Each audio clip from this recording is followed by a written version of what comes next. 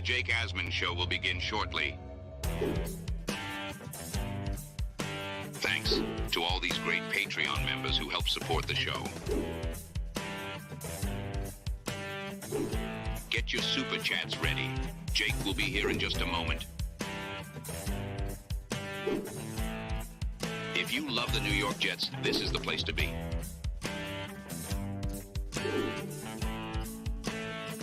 And now, the Jake Asman Show.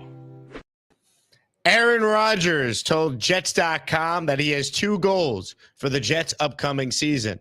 Are they realistic? We'll talk about that and much more. It's the Jake Asman Show. So let's hit it and get it started. Man, our Jets are primed for a historic season. Let's go. Helmets on.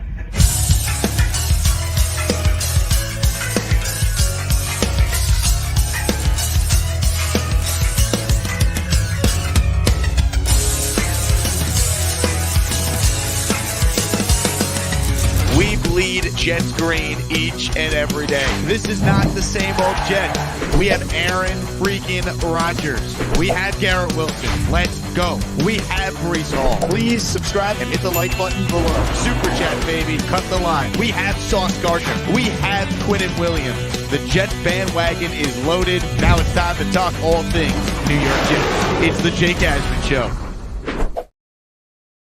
Here we go. Welcome in, everybody. Thanks for spending part of your day with us on what is a terrible, terrible weather day here in New York City. So if my Wi-Fi goes out, if this show crashes, blame the weather gods. With that being said, joining us right now is a first-time guest on this show, but I've had the chance to work with him in the past. He's the head coach of the New York Jets. Ladies and gentlemen, Robert Saleh joins the show.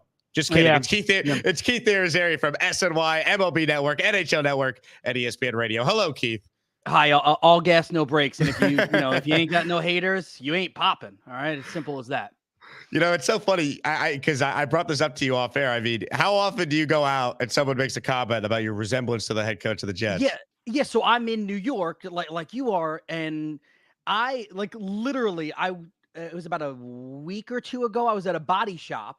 And I walk in, I was talking to the guys or whatever, and one guy comes from the back and goes, "How are we going to do this year, coach?" No, sorry, he didn't say coach. He goes, "How are we going to do this year?" And I'm like, "Oh, because Jets coach, yeah." No, I think we're going to do really well. Like I'll play it off. I have some fun with people. Literally there was a guy at the bus stop. I was dropping one of my kids off at the bus stop once, and he was like, "Man, every time I look at you as Jets season comes around, all I see is Robert Saleh." I'm like, "All right, thanks." I'm like, you know what? As long as you also think it was me on the golf course when he was all jacked and yoked up and shredded, then we're good to go. Yeah. I love it. Well, you have a built-in Halloween costume every year if you need it.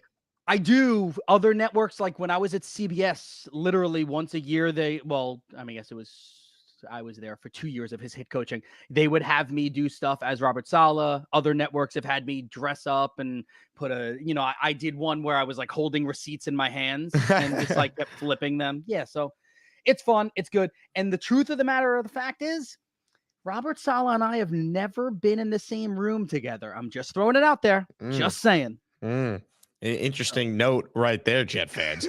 Keith Irizarry, SNY, ESPN Radio, MLB Network, NHL Network. He's got a million jobs. He's awesome, and he's spending some time with us today. So hit the like button if you're tuning in live. I want to play you a cut from Aaron Rodgers that came out yesterday. He did an appearance on the Jets in-house podcast with Eric Allen. He says he has 2 goals for the upcoming season. I want to play the cut and then get your take on how realistic these goals are. I was talking to a buddy yesterday. I said, if I didn't think we could win the Super Bowl and I could win MVP, I wouldn't be playing. And that's the order of goals. But if I didn't think I could play at the highest level and be the best player in the league and lead this team to the Super Bowl, I wouldn't be playing. Because I don't want to hold on and be an afterthought and be a shell. Now, I'm a different player today than I was when we won the Super Bowl a long time ago, when I was running around more and I was rushing for the mid 300s every season. Right. And I extended a lot more plays. Now I'm beating you with my mind, and I can still throw the hell out of it, and I can still beat you at the line of scrimmage, and I can still get us in the right play, and I can still dominate, I think. And if I didn't think that, shoot, There's a lot of other things I could be doing, but that's the goal: win a championship, and then to be the best player. Keith, are those goals realistic? They are. So Jake, I thought towards the tail end of that is the stuff you got to pay attention to. The if I didn't think I could, I wouldn't be. And there's a lot of other things I could be doing, because he's right. I mean, it was never going to happen, but you hear all the rumors about him maybe being a vice presidential candidate, whatever, right? And the Jeopardy stuff, like there's so many other things that Aaron Rodgers could do. He's a very smart guy. Whether you like him or you hate him, he's someone you want to watch on television. Yeah, I mean, we're not that far removed. I know an Achilles injury for a guy that's now 40 years old is scary, but we're not that far removed from him being an MVP, right? Like, this is a guy that just, 2 seasons ago threw for 37 touchdowns and 4 interceptions and had over 40 touchdowns the year before. He's right, too, that he is going to play the position differently. The Jets have set him up, and I say him on purpose. They have set Aaron Rodgers up for success. They built up an offensive line they believe can keep him upright. They have a stud running back in Breece Hall. They went out and got Mike Williams. They went out and got a young wide receiver as well. They still have Garrett Wilson. They still have his buddy Alan Lazard. Like, they still have his buddy running the offense. Like, everything is set up for Aaron Rodgers to be successful. And I say that to say this: if he's successful, he's right. They have a chance to be competitive to win the Super Bowl. And I know that's lofty because Jets fans, and my father is a diehard Jets fan. He's been watching them forever. He's been dying and waiting to see them win a Super Bowl, or at least be a team that could get there. Like, he believes, and when my dad believes, I start to believe too. My dad's like a weird fan. Like, I guess a lot of Jets fans are like, it's gonna be another year like this. No, I'm starting to believe a little bit more. Well, to me, the big thing is, if he's out there, I don't see the scenario where Aaron Rodgers is still not good. Maybe he's not the MVP of the league coming off this injury and at his age, but like the idea that he's still, not one of the 10 to 12 best quarterbacks in the league, like, I'd be shocked if he's not. And I just think this team has proven they're stacked. I mean, especially on defense, special teams wise, they returned Zerline and Morstead. They have a 7-win floor. They've proven that the last 2 years with 0 quarterback play, even if Aaron's just average. And I think it'll be better than that. They're, to me, at least a 10-win team. And then I think what helps the Jets too, Keith, I don't think Buffalo and Miami got better this offseason. I mean, if anything, they either stayed the same or got worse, you could argue. And if the Jets had done nothing but just, hey, Rodgers is back, they're a better team. And as you mentioned, I like what they did this offseason. So I think there should be a lot of optimism surrounding this team. But it all comes back to, can Aaron Rodgers play, let's say, I won't say 17 games, but let's say, could he play 14 or 15 games? With Tyrod Taylor playing the other games, there's no reason why they're not one of the more talented teams in the NFL. Yeah, and Taylor is the definition of perfect backup QB. He's won as a starter. He's won as a backup. He's been a part of teams that have gone to the playoffs. And now he knows this city as well. So if he's, thrust in, like, it's different, right? You look at the New York Giants. I know we'll talk about them at some point too. But you look at the Giants with Drew Lock as the backup. I don't trust him. I don't. I mean, like, he's fine. I don't trust him. If Daniel Jones goes down with an injury, that seemingly happens every year, the Giants are in trouble. If Aaron Rodgers has to miss a game or 2 or 3, if I'm the Jets, I believe that I can run a similar offense with Taylor, and he can be Aaron Rodgers light in an offense. And I'm feeling good. No, listen, I know that we're sitting here at the end of May and we're nearing in on Memorial Day. And this is where, like, a lot of NFL fans, if your NBA team is out of the playoffs, or your hockey team is out of the playoffs, or maybe your baseball team's not doing that great, you're sitting there and this is all you're dreaming about is your NFL team. If you're a Jets fan right now, and let's say you're a Jets fan and you're a Mets fan and an Islanders fan, like, you thrust all those things together, today's a day that you're sitting there, all you're thinking about is, what can my Jets be? I'm here to tell you, I think the Jets, barring something catastrophic with Rodgers like that happened last year, I see no reason why, Jake, you're right. I see no reason why they can't win 10 or 11 games and be a team that's very, very competitive to be in the Super Bowl. What are your thoughts on the concerns that this fan base has with the offensive coordinator? Look, I'm no Nathaniel Hackett guy, but the thing I'll say is, it's not like what the Jets are trying to do hasn't been done very recently. Like, Adam Gase was thought to be an offensive genius because he got Peyton Manning his coffee. Like, if Hackett basically has this rapport with Rodgers and Rodgers trusts him, the offensive coordinator for the Jets is 8. Like, that to me is how I look at it. What are your thoughts on that? Yeah, so let's ask this question with offensive coordinators. Like there are guys that are deemed offensive coordinator gurus, right? Those are the ones that are usually working with young QBs that really have to like mold that quarterback. The Aaron Rodgers of the world, like Tom Brady, Peyton Manning, like all those guys that were part of Aaron Rodgers' generation. And now we could even throw in some of the guys that are currently like Patrick Mahomes. Do we really think that Patrick Mahomes needs an elite offensive coordinator? No, he's the elite offensive coordinator. Aaron Rodgers is the elite offensive coordinator.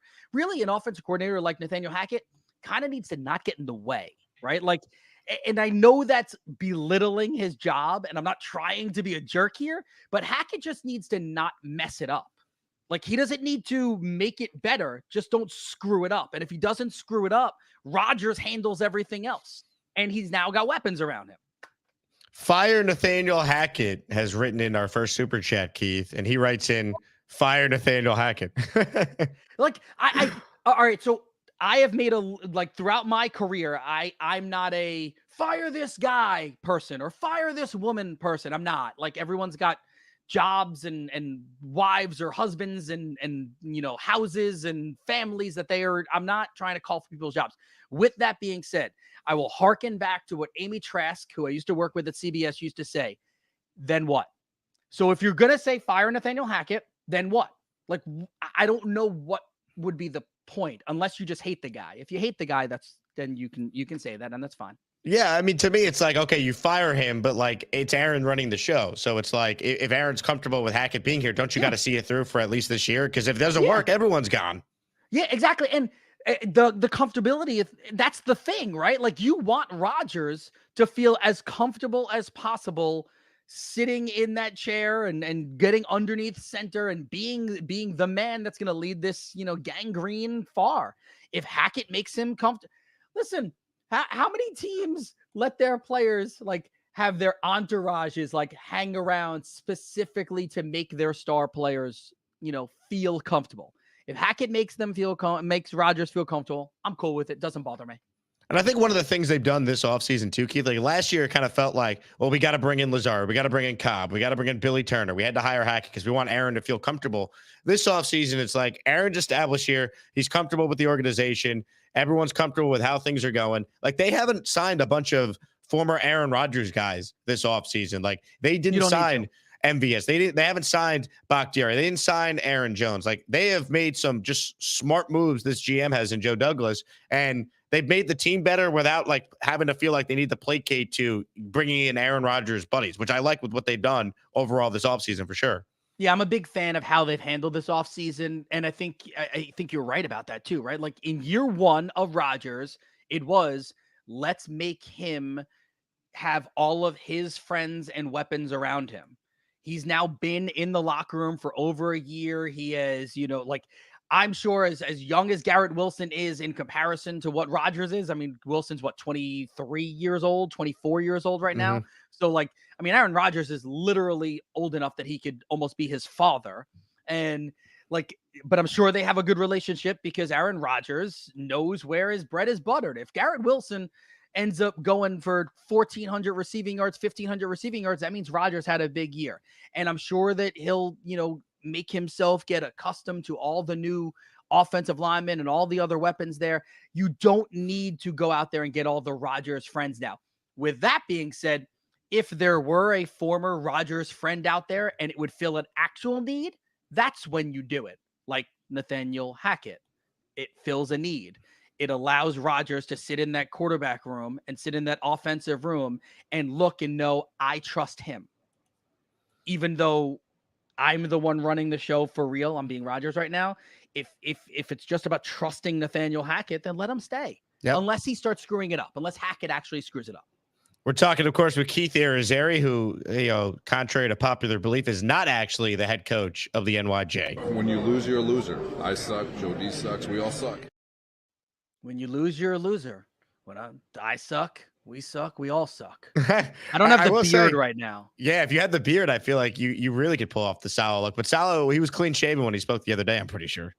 Yeah, he was. I mean, and that's what we do, Rob and I. Every once in a while we shave, we don't shave. Like we mix it up. Just want to keep people, on their toes. I love it. Comments, questions, super chats for Keith Irizarry. You watch him locally here at SNY. You can hear him on ESPN Radio. If you're a baseball fan, you see him all over the MLB Network, and if you're a hockey fan, all over the NHL Network. Are you a hockey guy, Jake? Are you a hockey guy? I am. I'm an Islanders fan, so I'm not rooting for the Rangers.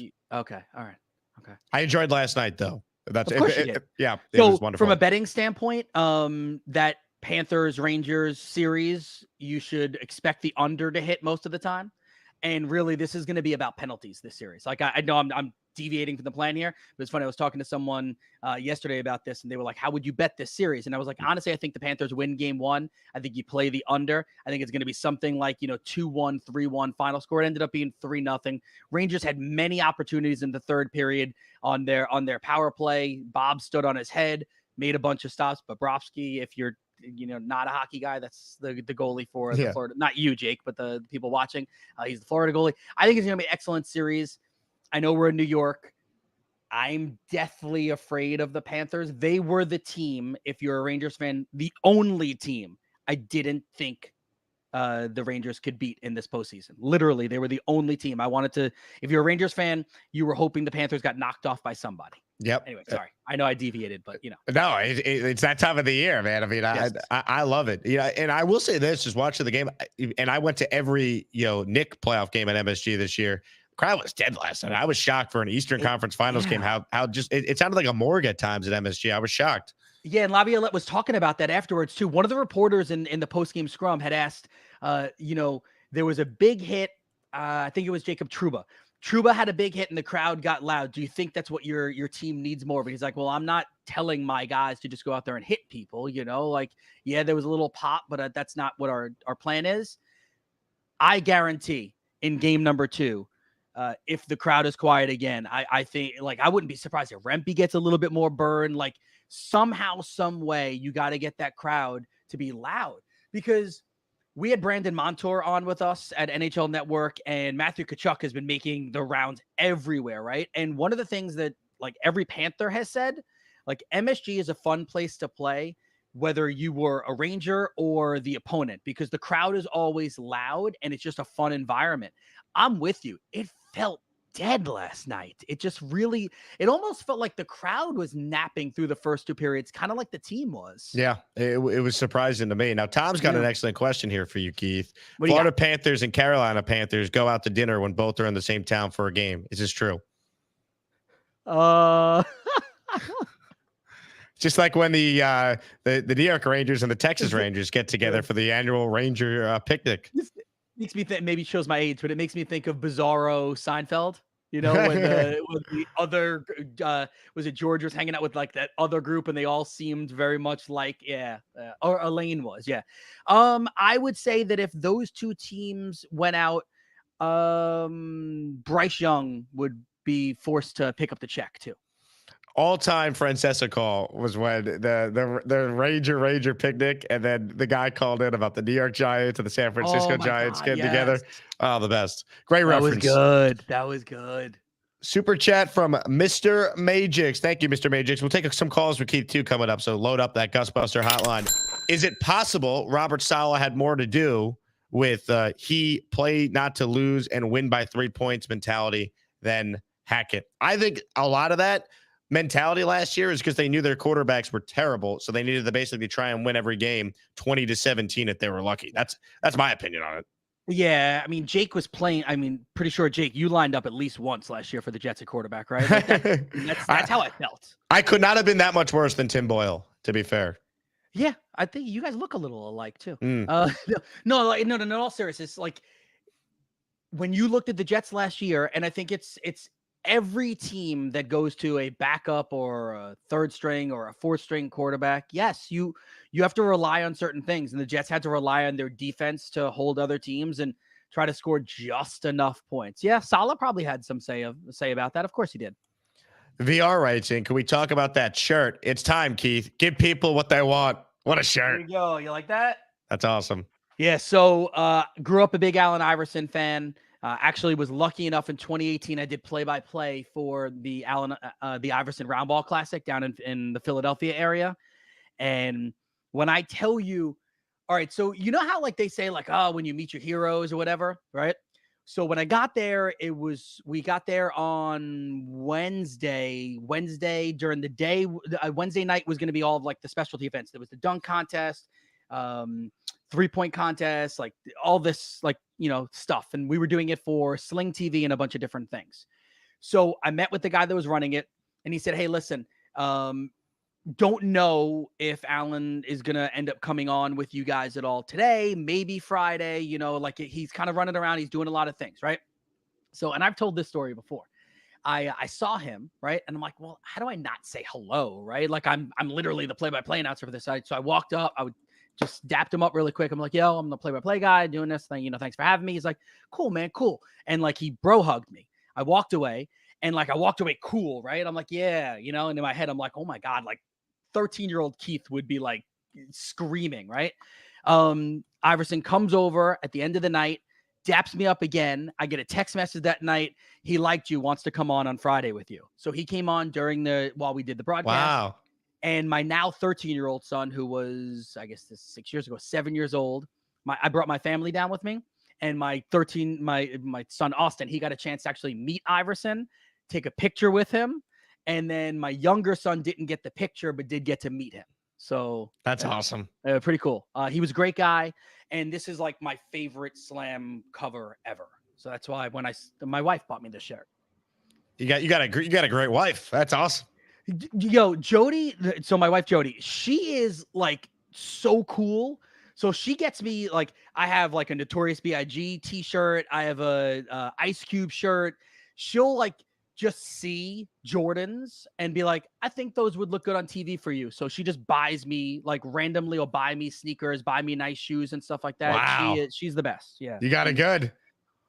Yeah. She's pretty awesome. Shout out Jody. Yeah. Love that. Shout out Jody. Comments, questions for Keith Irizarry. We'll continue here. I want to ask you about the Jets schedule too, Keith. So It comes out and instantly people are like, wow, so many primetime games. And then I think if you're a Jet fan, you take a deeper look. Like, sure, you're playing maybe the best team in the NFC week 1, but it's week 1. You get it out of the way. You rather play the Niners, in my opinion, early than late. And then after that, I mean, Will Levis, Drake May, and/or Jacoby Brissett, Bo Nix, or Zach Wilson potentially in week 4, JJ McCarthy or Sam Darnold in week 5. Like, I know the first game is tough, but then after that, like I see a favorable stretch here. And your 2 Thursday night football games this year, they both happen to be at home. Not ideal for the season ticket holder, but you'd rather that at home. You get the Dolphins twice late in the year. One of them is the last game of the year. Tua's never won a game when the temperature's below 45 degrees. So you get them in your building. You play them in December before that, where they don't have that home field advantage with the heat. So yeah, there's some difficult games on here, but it's not as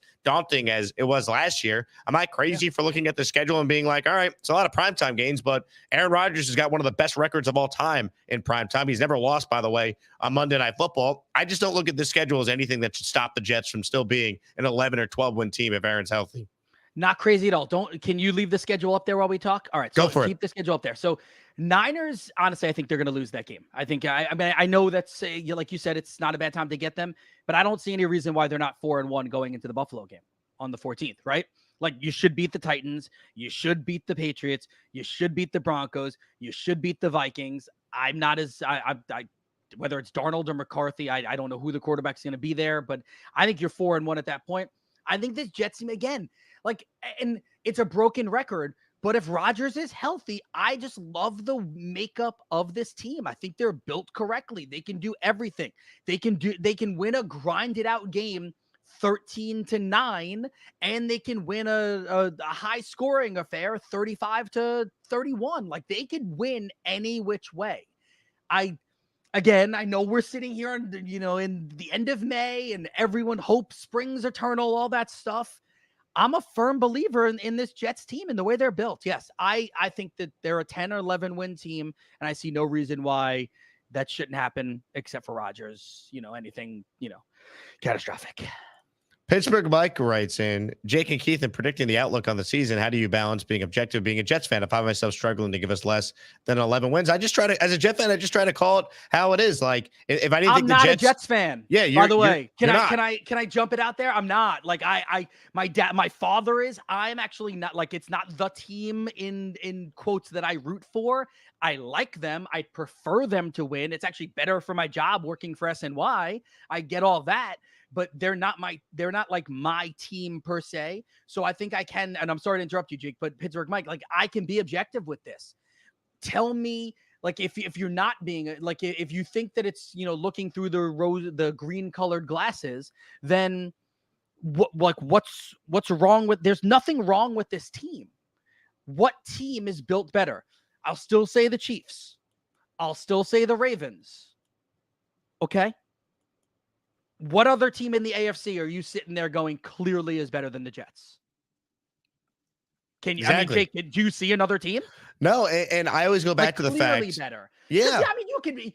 Yeah, Buffalo's probably better, but I don't really believe Miami may be better, but I'm not sure. Like Cincinnati may be better, but I'm not sure. The Cleveland Browns defense is awesome, but do you trust Deshaun Watson? Like, I can go up and down and find flaws in all of these teams, except for maybe Kansas City and Baltimore. Okay, so if I'm the third best team in the AFC, or can be the third best team in the AFC, then yes, I can predict a great outlook. And it's such a year-to-year league too. Like a year ago at this time, we were questioning, can Lamar stay healthy? Can Tua stay healthy? And they were ironically the two of the only starters that actually made it through every game. The Texans, I covered them doing afternoon radio in Houston from 2020 to last year. They had the worst record in the league. They hit on CJ Stroud. Now they're a dark horse, Super Bowl contender in the eyes of many. They're sexy too. You're right. Yeah. They're sexy too. Yes. But it's like, it's just like, if you tell me Aaron's healthy with a defense that's been in the top 5 the last 2 years, and elite special teams, Breece Hall, Garrett Wilson, they added Mike Williams, they drafted Malachi Corley.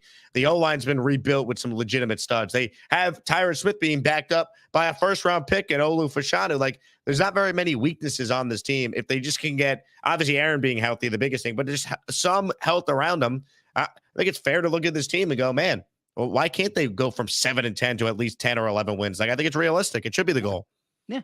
And I think that there's two, like, I do tiers, right? So you look at a record and, 17 games in a season now, 12-5 is elite, right? Would you agree? Yep. I don't think they're a 12-win team. I think, like, in my estimation, you look at Kansas City and Baltimore, and I would put them on the 12 or more win ledger, right? Then there's that next group of the 9-11. Are we like, the Jets can't be between 9 and 11 wins? Like, yes, they can.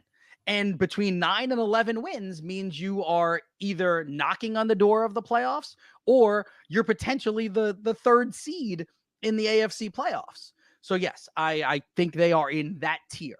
The tier you don't want to be in is the 5 or less wins. They're not there. The tier you prefer not to be in is the 6-8 wins, which over the last couple of years they have been. I think they're past that now. Are the Giants in that 6-8 win tier? Kind of feels like they're in no man's land. Yeah, they're worse. They're probably. I think they're worse. Yeah, because they don't have a good secondary right now. I know they're like up front, they're awesome, and they might cause a lot of havoc for some opposing quarterbacks. They're gonna get it after the QBs, and they're gonna probably be able to stop the run game. But if opposing quarterbacks get the ball out of their hands quickly and get into their playmakers, I don't believe in the Giants secondary as it is constituted today. I don't believe in Daniel Jones. I don't believe in Drew Lock. I do like Malik Neighbors, but I'm not so sure about Jalen Hyatt. Like, Wan'Dale Robinson is nice, but I'm not sure he's a star. Like, if Neighbors is Odell Beckham Jr., and that's what all Giants fans want him to be, if he really is, okay, it's a different conversation, but hard to ask for that in your rookie season. The Giants, to me, are, they're in that 5 win or below area. Like, they still need to make a few changes this offseason, and I don't know what is going to be available for them to do. Keith, I have no idea if this is a serious question or not, or someone just trolling, but Atlanta Jets fan paid for this, so I will read it. It says, hey, Keith, I'm a big UFL fan. Who should the Jets pursue from that league? Have you watched any UFL football here? I have not. I do apologize, Atlanta Jets fan. I have not watched any of it at all. I joke about this sometimes, but And I'll say it on the air. If it's not a league that I am getting paid to cover, I'll pay attention from the periphery. I'll watch some highlights, but I can't dive. I mean, like my jobs right now, I have to know everything about the NHL, everything about the NBA, everything about the NFL, everything about baseball, and most things about college football. So like that's 5 things that this brain needs to be an expert on. I know enough about golf. I follow golf. I do the majors. I actually like tennis, so I pay a little bit of attention to tennis just because I enjoy the sport. The UFL is not on my radar, so I do apologize. Jake, could you answer that? No, I can't. Okay, I haven't watched a second of it. I haven't watched a second of the UFL, and I wasn't Houston. Sorry, Atlanta Jets fan. I went to some Roughnecks games, man. I love the Roughnecks, but I haven't paid any attention. I'm kind of with you, man. I've been so entrenched in like all the other sports going on. I haven't even paid any attention to it. Let's see. Comments, questions, super chats. We'll mix in some calls as well. The Gusbuster Umbrella Hotline, folks. Guess what? It is open. If you go to gusbuster.com, you could purchase the best umbrella in the universe. And you could use the promo code Jake, so you'll get 15% off on any of your umbrellas. First up is VR. Hello, VR. Hey, what's going on this morning? Keith, I enjoy your work on MLB Network and SNY, and you're just like all over the place. I'm the guy who chatted that I love your shirt. I'm a big Allen Iverson fan, and, I got the cornrows from way young just because of that man, Allen Iverson. Wow. So I used to try to grow my hair out like that. I did. I tried. Didn't work out. No doubt. Yeah. So I wanted to ask you a couple of questions. Yeah. I also appreciate your fantasy football takes as well. Thank you. So I wanted to get your take on Garrett Wilson. What do you think his ADP will be? And also Breece Hall. And then I wanted to ask you about Sauce and the report about him traveling this year. Robert Saleh kind of, mentioned a little bit about it as well. And, you just do great work. And I just wanted to come on and tell you that. Peace out. Let's go, Jets. Thank you. VR, thank you. All right. So, let's try to take it in order. So we'll go Garrett Wilson first. ADP is he's going to be high. Like he's going to be an early draft pick. You're going to probably have to get him middle of the second round, depending on how large your pool, how large your draft is. 12 team draft. He's going to end up being probably early second round. Breece Hall he's the interesting one because you're at a league where running backs are at a premium. And lately I feel like it hasn't been like that. Like you have Christian McCaffrey going high, and then past that, it's a lot of question marks at the running back spot. I do think Breece Hall is going to go early second round as well. What was the next part? The next question? Oh, Sauce. So Sauce Gardner. Yeah, I saw this report too. And if you're going to be an elite cover corner, you have to travel. Like every elite cover corner has traveled. It's a thing. So I think Sauce is going to travel a little bit more this year. I don't know if he'll travel all the time. And again, I mean, if that's not a terminology that people know, that just means that you're going to guard the number one wide receiver on the opposing team, no matter whether he lines up on the left side, the right side, in the slot, whatever. So this fan base knows, Keith. I mean, we the one thing Jet fans know is good quarter play watching Revis. So I mean, come on, we get Revis Island, baby, Revis Island. Was there another question in there? I think it was just more so just how that impacts, the opponents. Like if Sauce Gardner is playing and they're playing the Dolphins, how does that impact if you start like Tyreek Hill or Jalen Waddle in fantasy and all that? Yeah, if Tyreek Hill is going to get Sauce Gardner, he's going to get sauced, then that's a week that you want Jalen Waddle, and especially if you're doing DFS. I'll put Waddle in a lineup then. There you go. Comments, questions, super chats. 2 super chats here. This one's from the King. King Losi says, Keith, if you don't root for the Jets, who's your team? You're going to hate me. I can't do this. All right.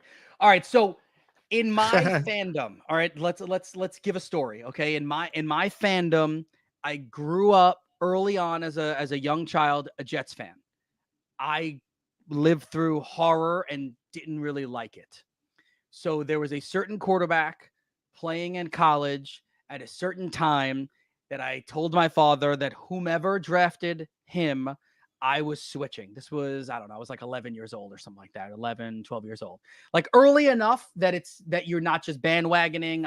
I feel like that was the age where like I had enough brain power to make my own decision, but I'm also not being cheesy.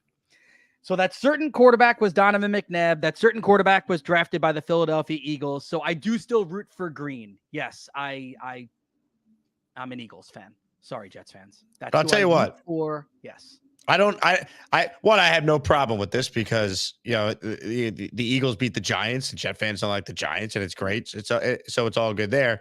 But I blame your father more than I blame you for switching from the Jets. Your dad, Sweet Lou, don't go after Sweet Lou. I'm sure he's a wonderful guy, but he let you off the hook. He should have said, Keith, being a Jet fan builds character. You got to go through the pain that I've been through my whole life. You said your dad lives and dies to the team.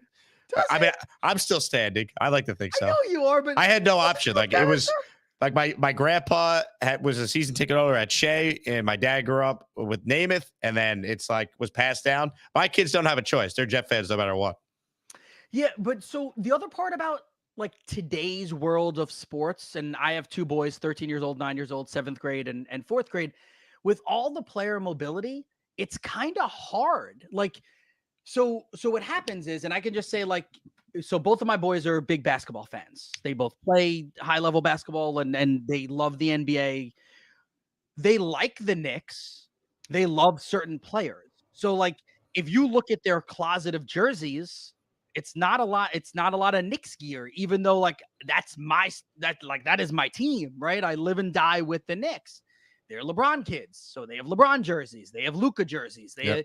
My older son has a Jokic jersey. Like my younger son actually has an Iverson high school jersey. Like there's some really cool jerseys that they have. But yeah, player mobility kind of screws everything up. So I can understand you jumping from team to team when you're kids. Big fella, super chat. Keith, the Jets are the third best roster in the AFC. How does that not translate to more than 10 wins? 9 to 10 sounds like. Because they're in the conversation for third best, right? So all I said was Chiefs, Ravens are the two teams I believe in more. If we go up and down, right? So the Bills are on par with the Jets. The Dolphins are on par with the Jets. The Texans are going to be someone to be, dealt with. The Browns are going to be someone to be dealt with. Like, I think you look up and down all of these rosters, there are, and again, that's why I break it down the way I do. 12 wins or more, who are the teams? Those two elite teams are the Ravens and the Chiefs. That next group of between 9 and 11 wins, who is that? And Jake, you tell me if you think I'm wrong, but I think that group includes Jets, Dolphins, Bills, Texans, who I've forgotten. I appreciate you for reminding me, and the Browns. Like there's 5 teams in the AFC that look like they're between 9 and 11 wins. I think it's totally fair. No, they have to prove it. Like there's a lot of like competitive teams in the AFC. Cincinnati, I think, is right there. You can look at the entire AFC North. They all had winning records, a year ago. So I just think from a Jet standpoint, if you tell me Aaron's healthy, I don't think there's very many weaknesses on this team, if any.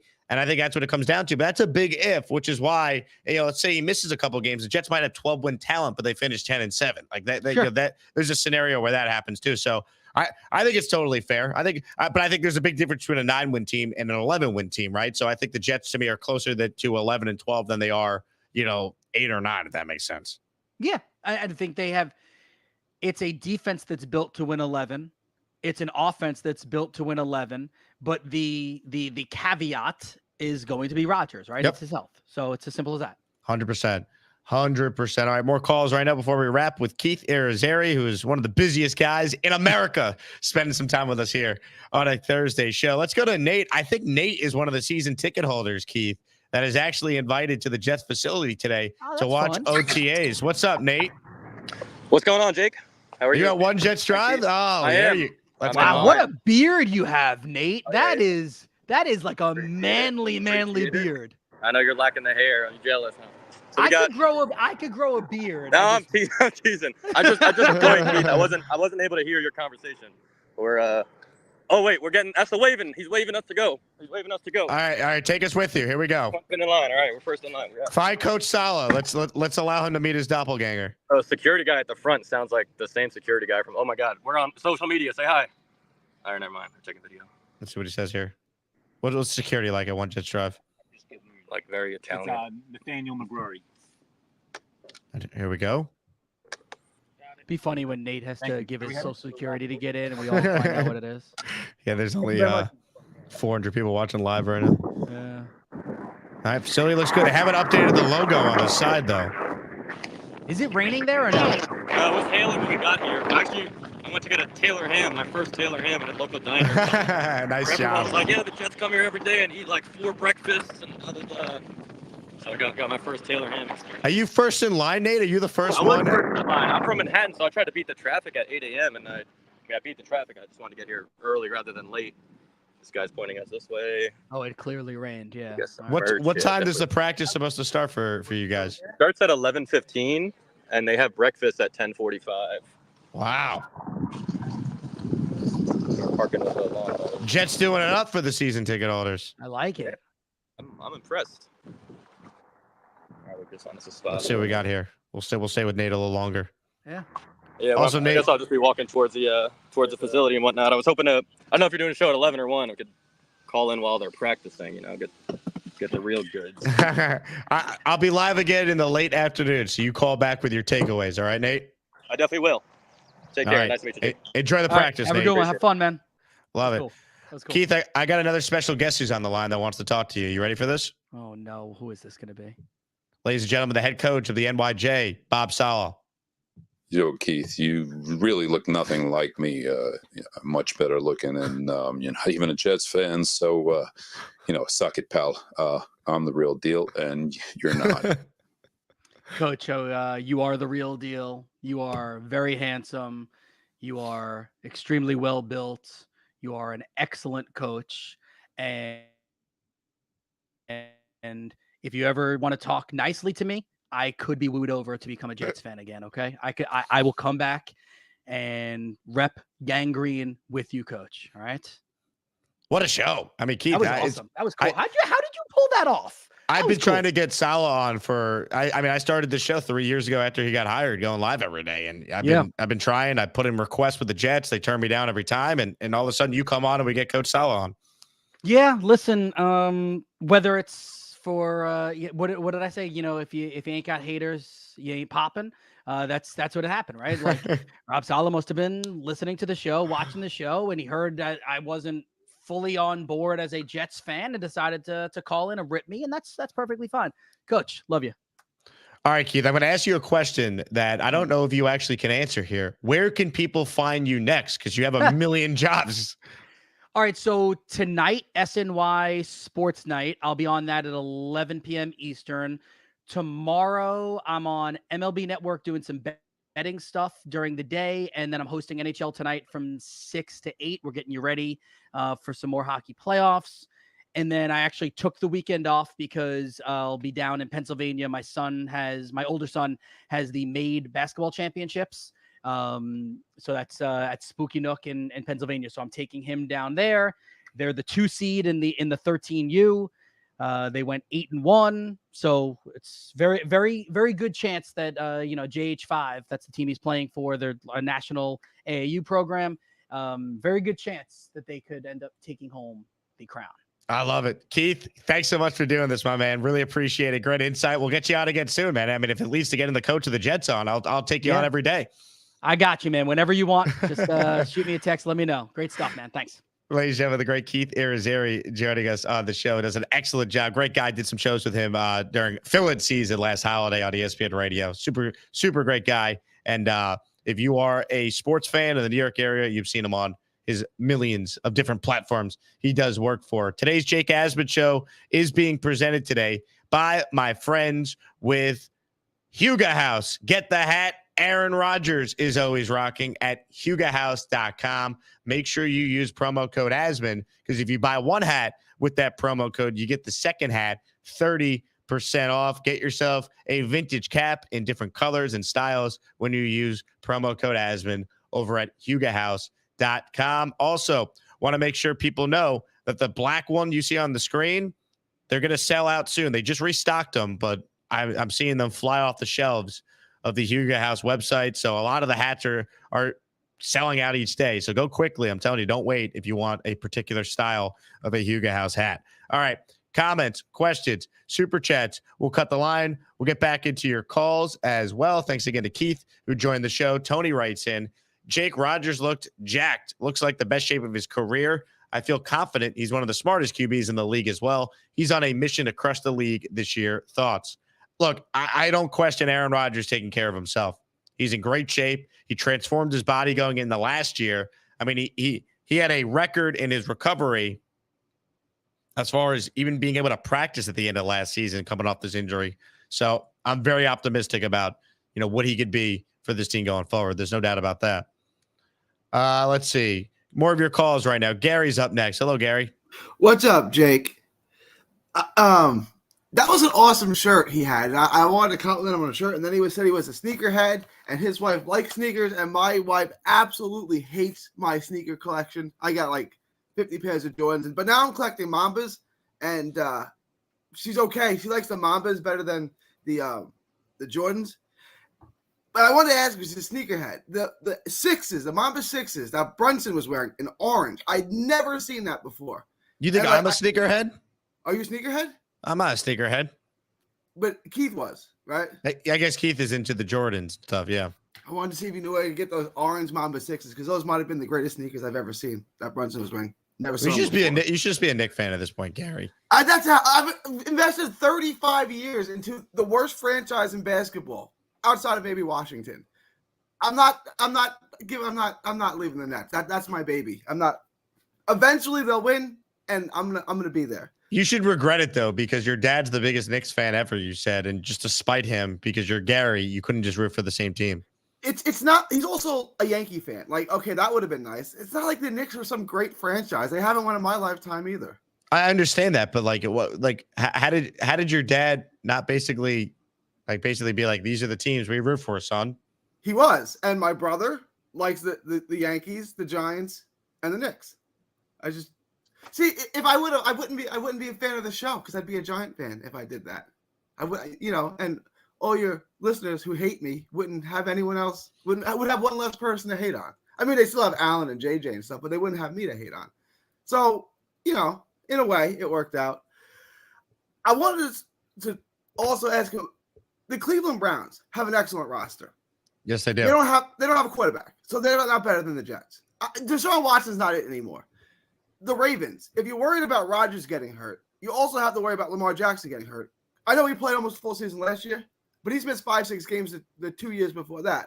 Correct. I don't understand. Which is why it's a year-to-year league. It's why when we do the if they stay healthy combo, we could say that about every team. We said that about Tua all last year. Ironically, he was one of the few guys that made it through a full year. The Bengals, right? They lost their quarterback and they missed the playoffs. And they have a great roster. But the Jets roster is better than the Ravens. The Jets roster is the Jets have a better roster than Miami. I wanted to go back and forth with him on that, but he's not here. Their roster is better than Miami. It's better than Baltimore. Even at this point, at 30 years old, you'd rather have Hall than Derrick Henry, right? Hall's better. Their receiving core is definitely better. The Jets have a better roster than Baltimore. But I wanted to make a point about Aaron Rodgers, right? He's not going to be what he was when he was 30, but he's still got a mind for the sport, which you can't take away. And he still has physical ability. I was covering a fight, Dimitri Bivol and Joe Smith Jr. in the Turning Stone Resort and Casino in upstate New York. I've been to Turning Stone. It's a great place, right? I've been to Lava at that place many times. It's 10 minutes from the Boxing Hall of Fame. And Pernell Whitaker was doing an event at the Boxing Hall of Fame. They brought him into the fight. And they sat him on press row, right next to me. Greatest 2 hours of my life. Now, he's about 12. Did you ask him about Brock Bowers? Bowers wasn't on the radar yet. This is probably 5-6 years ago. All right. This is right before he died, right? And they sat him right next to me. So for 2 hours on press row, I'm sitting next to Pernell Whitaker. During the Bivol Smith fight, he's telling me every single thing Dimitri Bivol is going to do and what that's going to cause Joe Smith to do, and then what Bivol is going to do in counter, right? As if he had watched the fight before. He was telling me like in live speed. I'm sitting here like I know the fight game inside and out. I'm like, this is something completely different. It's like he watched the fight before. His mind at that level, there's nothing he's never seen before, right? He knows what you're gonna do. Rodgers, they said, I listened to J.R. Smith and Shumpert, and they said Jason Kidd was the same way. He's like, just go here, I will get you the ball, and you'll have a layup. Just go here. That's where Rodgers is. Like, he might not be able to do the things physically he did when he was 30, but his mind is still there, and he still has arm strength and accuracy at the highest level. He's going to be fine. Like, I agree. And he said that. He said, and Brady talked about this too. I remember after he won the Falcons Super Bowl, he told Peter King, I finally have all the answers to the test. Like, even though he was older, you're just so smart. You've seen everything that you just know. Like, you don't need the physical ability if you have all the answers to the test. Rodgers has still the physical ability and the answers to the test. And that's what he said in that cut I played at the beginning of the show with Keith. I like that analogy, answers to the test. Yeah, because he's seen it all, right? He's seen the test for 15 years, whatever he's been starting now. This will be his 17th year in the league starting. 17th year in the league starting. There's nothing you're going to throw at him that he hasn't already seen. Like, he's going to be fine. He's going to be more than fine. I say this about Steph Curry, right? How many guards in the league are you really, even at 35 or whatever it is, are you really taking over Steph? Maybe 2, 3? How many quarterbacks are you really taking over Rodgers at this point? Mahomes and Burrow? Like, to me, that's it. I'm taking over Lamar Jackson to win one game or a playoff. I'm taking Rodgers. I'm taking over Allen. I'm taking Mahomes, Burrow, Rodgers. I'm taking him over Herbert. Herbert hasn't won anything yet, right? Like, I'm taking Rodgers over all those guys, even at 40, because he's seen it all, and he still has the physical ability to get it done on the field. It's not like he's a walking corpse out there. He's still in good shape. He's got to be healthy, Gary. That's the bottom line. But that's every quarterback too. I agree. I'm just saying, like, that's the only pushback. He's 40 coming off this injury, and we got to just see it first. But I think he's going to be very good. I'm right there with you. Now, Gary, I appreciate the time as always, and thanks for calling. And we're going to do the awkward pause, right? We're going to. No. It's just wanted to thank you for coming on the show. I didn't even know you had my head spinning up there. Interceptions don't matter if you throw enough touchdowns. Ladies and gentlemen, the great Gary. Check it in. Comments, questions, super chats. We'll cut the line. Indy Jets with a super chat. He's a channel member. Can we get some more channel members, baby? Let's go. We need everyone to be an Asmaniac. I want the entire chat to be lit up with green in people's names. Rodgers looks to have Kobe's Mamba mentality so far. I think this may be his best year yet. If he's healthy, I think he's going to be one of the 10 best quarterbacks in the league. I think he could be better than that. All comes down to him being out there. Let's head back to the Jets facility. Nate is with us as practice might be getting started within the next 20 minutes or so. Hello, Nate. What's going on? But practice not really getting started. I guess I wanted to call back. Oh, look, I think it's Fireman Ed. Is that another ball guy? No, that's Fireman Ed. No, go up to him. Tell him you're on my show right now. I'm not. Be like, I'm on the Jake Asman show right now. Hey, Ed, is that you? That is me. Can I say hello? How you doing? I'm on the Jake Asman show right now, too. I was What's calling up, in. Ed? He said to call up and say hello. He can't hear you because I'm on the headphone. But he said my brother. He said to say hello. I love it. Yeah, they got a little bleacher set up for us here. Players are just kind of getting warmed up. I don't know who number 14 the QB is. I'm trying to zoom in on my binoculars. Like Peely, and all the undrafted kind of guys. There's Izzy, I think, 29, and us 39. We can't see. We can't see anything. It's so far. Yeah, you guys can't see. This is great. I'm right here, like trying to get the best view I can. But yeah, the players aren't really out yet. But I guess football point. While I got is it not raining on the air? No, it poured about an hour ago. And that was when I went to the diner, go get my Taylor ham and whatnot. And but then it stopped. It was severely hailing and thunderstorm warnings, and cleared up just in time for us. I love it. Yeah, well, kind of Nate, you anyway, take some good notes, man. I mean, this is not open to the media. We need some observations on what's happening. No, I know. Yeah, I'm gonna be recording the whole thing. Try to make my own slow-mo Aaron Rodgers. But yeah, football point. I know you talked yesterday on your show. Someone brought up, tying Joe Douglas and the coach and Saleh together, which I just completely disagree with. I'm already on the bandwagon. Like, we should be extending Joe Douglas. On your show, we're in the middle of May. We talk about the best roster we've ever seen. We're talking about Super Bowls. We're talking about not being able to afford 4 or 5 rookies from the same draft class. And as a Jets fan, I think I'm a young Jets fan, but this is the best roster I've ever seen. the best management of a roster I've ever seen. And almost regardless of what happens this year, I would want Joe Douglas as my GM again rather than who knows what, John Idzik, McCagnon, like whatever else we're going to get stuck with. I'm not on the GM is based on wins. I'm all about coaching. I think Salah's got a lot to prove this year. I don't think Joe Douglas does. I think he does his work in the offseason. And as we hear every day on your show, like he's done his job, and we have the best team that we've ever had. Yeah, but that doesn't excuse the other things he hasn't done as far as his job goes. Like they got to still win, you know. Like he's made other mistakes that have prevented them from being a playoff team. The coach or is it the GM? Because we're talking about the best roster we have in the league. You talk about it every year. The last 2 years, Nate, the last 2 years has been more on the GM than the coach. The quarterback play was his responsibility. You're kind of breaking up. Go ahead. Right. So he's not a perfect GM. I agree with you on that. He's not perfect. That was a critical mistake next year to have Tim Boyle as a backup. That was bad. But would you rather go back? You know what I'm saying? We know what's worse. We know what it could be with Le'Veon Bell contracts, Jermaine Johnson contracts. We got Aaron Rodgers wanted to come to our team because of a roster Joe Douglas built and drafted. So I'm on the Joe Douglas train. I got my jersey coming already. You got a Joe Douglas jersey. What jersey are you wearing today? Joe Douglas. It's Sanchez? The greatest quarterback I've seen in my lifetime. Unfortunately, I love it. Yeah, Sanchez. I love it. All right, Nate. Well, we'll let you get back to practice. Yeah, I will call in if tell Ed I say hello. All right, slowly and that we love him. But yeah, I definitely will. Yeah. All right, tell Aaron. Jet Lounge guy yes. here. They're all. Oh, actually, go up the sack right now. Go up the sack. Go up the 99 in the sack. Go up to jersey. who? The sack exchange. He'll 99. 99. Say I'm on yo Kenny. Show. He said to go up to you right now. Yo sack. Say what? Say yo sack. Yo sack, and then say yo Kenny. Kenny's here. Yeah, there he is. The great Kenny from Staten Island. Yeah. Hey, Jay.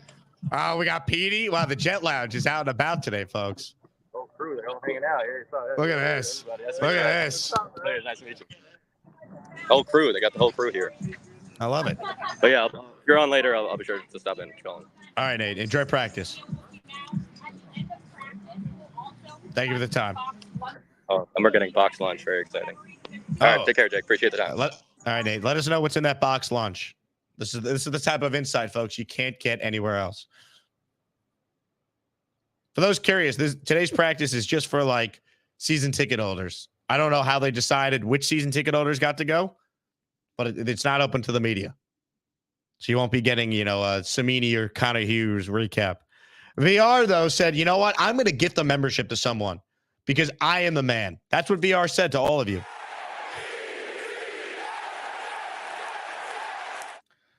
Tom Ace finally got a membership. Wow. Oh, this couldn't have gone any better. Tom is like one of the funniest commenters we have.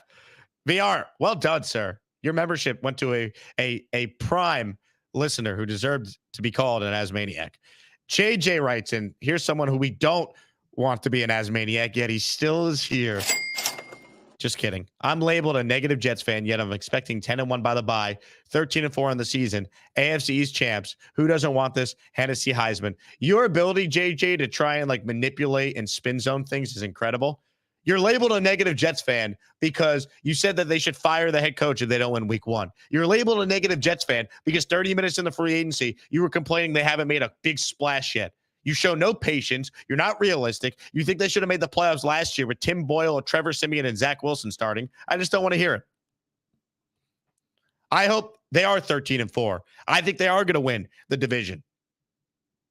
But your rationale for certain things is why people get annoyed by you. But you pretend like it's us and not you.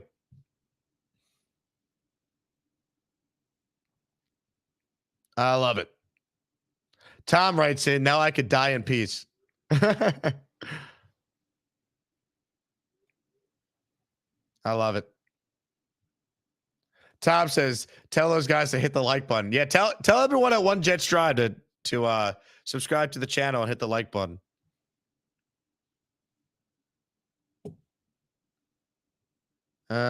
Nate says no video allowed during 7-on-7. There's not supposed to be any video allowed. The media can't film any of the actual like 7-on-7 or 11-on-11. The season ticket holders, though, at these like training camp practices, they can film whatever. The Jets can't really regulate that. But I guess since this is very closed off, they're not going to allow you guys to film very much.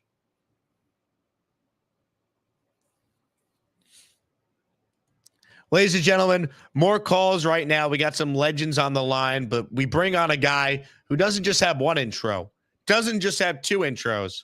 Ladies and gentlemen, he has 3 intros. We're debuting a new one right now. Well, you know that Al's a lion crap of crap. You should check out my new hat. The Jets are freaking awesome. Bobby. Bobby Midnight.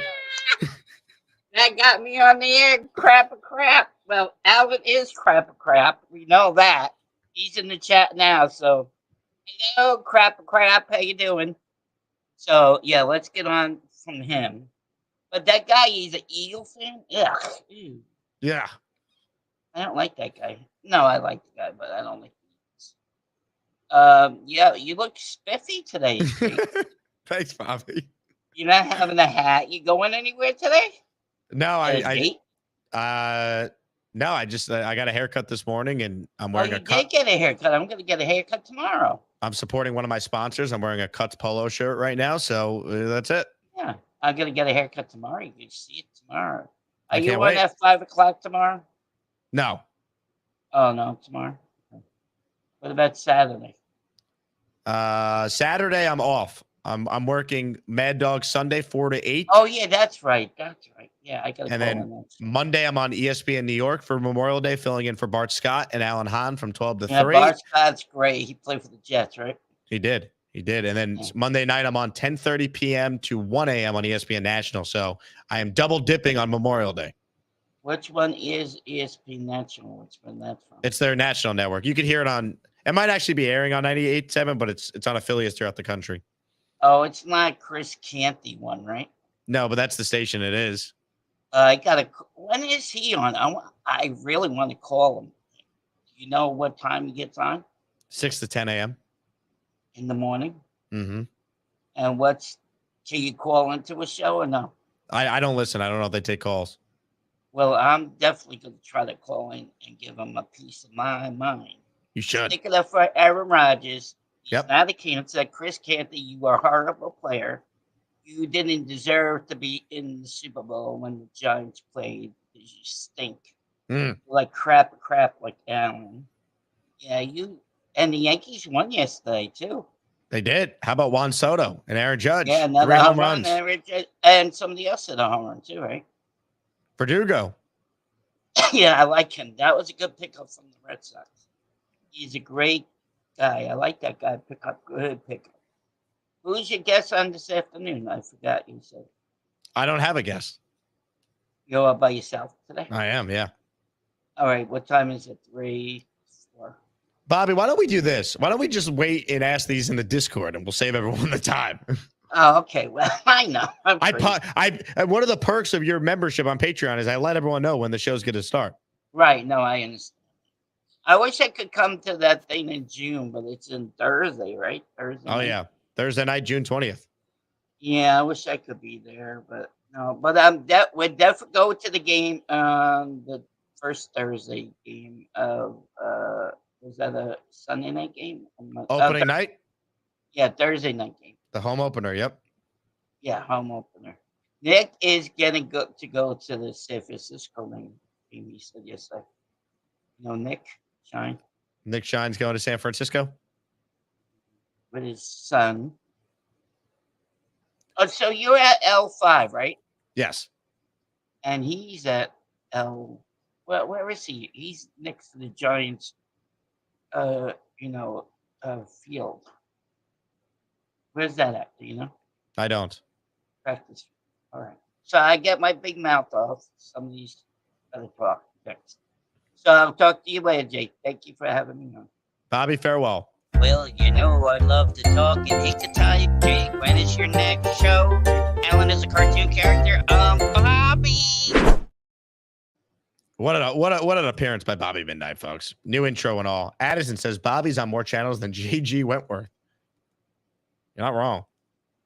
Bobby needs to know everyone's schedule so he can plan his day of calling shows. What do you do for a living? I call on the Jet content creator shows. It's a great gig if you can get it, folks. That Bobby Midnight. VR writes in, Bobby, is Desiree doing your haircut? Love you, bro. Yeah, we did learn that Bobby's barber is named Desiree. I'm sure VR Desiree will be up to the task doing Bobby's cut. From Bobby Midnight to another legend, Jay Quest is up next on the line. What's up, Jay Quest? What's up, dude? How you doing? What's up, man? Not much. It sounds like Bobby wants his haircut to be on your live stream. He was trying to line it around. You know? If he calls in while getting a haircut, we will put that up to the front of the line. Definitely. Hey, listen, this is what I'm cutting some chicken up right now. This is what we're doing to the Bills this year and the Dolphins. Can you see that? Let's fucking go. Yeah. I'm wasting a piece of chicken for you guys. Sorry, I'm getting yelled at by my wife. I'm on the phone. It worked. She's pissed. Oh, she's pissed. Let me close this door before she kills me. Yeah, that guy was an Eagles fan. I don't know. Like, I don't think Jet fans hate Eagle fans. Yeah, I don't personally. I mean, like, there's no rivalry with the Eagles. We finally beat them now. Like, the only thing was the Eagles always beat the Jets, but like they play every 4 years, so it's like whatever. Yeah. All right, let me go. She's gonna kill me later. No, Jake West, thanks for your time. Tremendous. Too funny. Let's keep it rolling with the calls right now. Ladies and gentlemen, Chiefs fan is on the hotline. Hello, Chiefs Yo, fan. Jake. The funny part is we're not working today due to the rain, but my landlord has the people cutting the grass out here in the rain. How come that's not you? I thought you were always doing the well, the thing is, our boss is a hard ass because he buys new equipment every few years. And if it's new equipment, I don't want a single raindrop on it. I'm like, are we really going to beat it that girly about it? Like, seriously, it's machinery. It's easy fix. Push mowers are easy fixes too. The blades are easy to repair. The only reason why I know most of the stuff is I used to mow yards when I was with my Hispanic side of the family as a hustle in Chicago. Interesting. So you're just sitting around all day, basically. Yeah, when I could be out there. So what I'm probably gonna do is ask my neighbor if he wants me to finish up that memorial and make 5L off of it. Interesting. Because I told him I'll make him a second one. I don't care if as long as it's not hailing and lightning, I'll walk outside. Have you ever driven a tractor before, Chiefs fan? Yeah, once when my friend tried to teach me how to harvest stuff because he wanted me to be a farmer. He was 15, I was 13. I'm like, no, I'm not driving this. I'm sorry for cursing, but I'm gonna say I'm not fucking up like $1,000 worth of soybeans in one fucking row or $1,000 of corn. And there's a lot of soybeans, corn, and wheat throughout Illinois. Chiefs fan, Boomtown's got an interesting suggestion for you. You can earn some extra money. You should do some deliveries on your off days. Have you thought of Grubhubbing or I Uber don't Eating? drive. No? I witnessed a really bad wreck in my teenage years, and I was going for my license, and I'm like, nope, I walk everywhere. Is the town you're in walkable? Yes. The post office is like 15 minutes away from me. The movie theater, 10-minute walk away from me. Dollar General and grocery store, 15-minute walk away from me. Walmart and the Denny's, 30-minute walk away from me. Human support system, whatever this place is called for therapy and anger management, 30-minute walk away from me. And best of all, gas station pizza, only 5-minute walk away from me. Now, you're telling us you enjoy gas station pizza? Well, when you're playing card games and you're drinking with friends, and there's nothing open around 1 or 2 a.m. other than Denny's. You gotta go Denny's. Denny's is better than gas station pizza. Yeah. Well, give me the Grand Slam any day of the week from Denny's over some pizza. Same here. My go-to at the Denny's was the double cheeseburger, but I added paid a little bit extra for the Swiss cheese, and I went with the seasoned fries. And if I ever went for the breakfast meal, I would get 4 sausage links, 2 orders of scrambled eggs. Screw the pancakes. I had a bunch of toast because, like, the pancakes at the Denny's that I used to work at is nothing compared to the pancakes at the Denny's through the 90s and the 2000s and 2010s. Like, they did not know how to make them there. How do you feel about IHOP? Don't care about it much. Only went in there once, one day. Didn't like how they had that special going on during Halloween. Sorry for sticking my gum up. They had that special going on during Halloween where buy these Halloween pancakes, get this and this free. And in summary, the pancakes taste like shit. Gotcha.